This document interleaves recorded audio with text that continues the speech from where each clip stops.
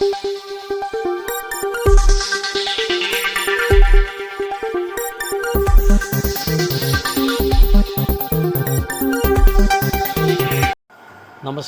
SN news चॅनलमध्ये आपले स्वागत आहे। बागलाण तालुक्यातील दुधेश्वर येथे असलेल्या मुळेश्वर डोंगरावर एका अज्ञात युवकाचा मृतदेह आढळून आल्याची घटना समोर आली आहे। या घटनेने संपूर्ण बागलाण तालुक्यामध्ये खळबळ उडाली आहे। घटनेची माहिती मिळताच सटाणा पोलीस स्टेशनचे पोलीस उपनिरीक्षक अतुल बोरसे, पोलीस कर्मचारी गणेश घरू, भूषण सूर्यवंशी तसेच रवींद्र सोनवणे घटनास्थळी दाखल झाले। पोलिसांनी घटनास्थळी पंचनामा करून तपास सुरू केला।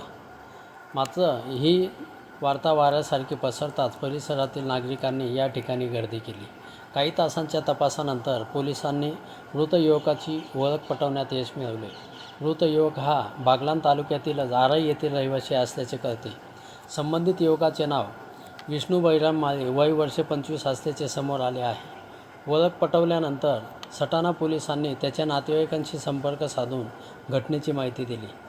पंचनामा आणि शवविच्छेदन पूर्ण केल्यानंतर मृतदेह आरई येथील संबंधित युवकांच्या नातेवाईकांच्या ताब्यात देण्यात आला।